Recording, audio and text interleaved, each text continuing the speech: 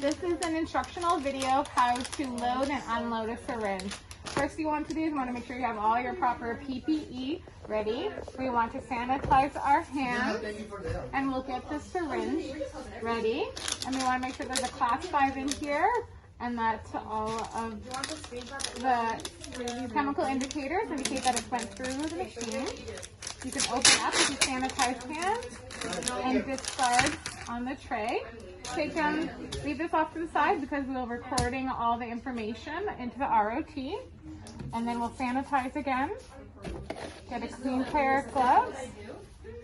And then we want to make sure that we are going to look at the cartridge. We want to make sure that there is a bubble there. We want to make sure that it's not expired, that it is the proper percentage and the type.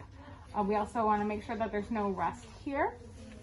Also with the rubber stopper there, it can sometimes be made with latex. We want to wipe that off just with some alcohol to make sure there's no allergies.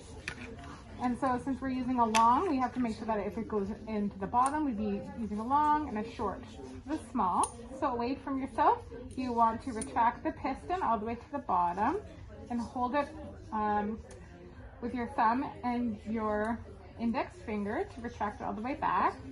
Then we'll slide it in from the bottom into the top, and then we want to push it in so that it engages into the harpoon, into the plunger, like so.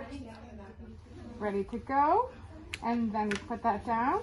We want to remove the clear plastic end, and that will go into the diaphragm. Screw that in. So there. Right, want to make sure that that's good. Push it up in. And then we'll make sure that we take this off, away from our bodies. Just twisting that off there.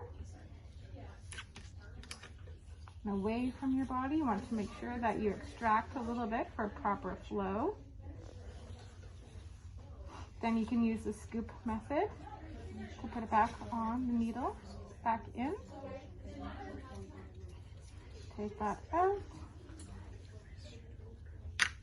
And then you want to retract the piston, push it out, and then it'll slide out, invert it, so it comes out to the diaphragm. You want to drop that down. You'll use the scoop method, or you could use the paper method by putting in here. And these two will go into the sharps. This will go into the sterilizer.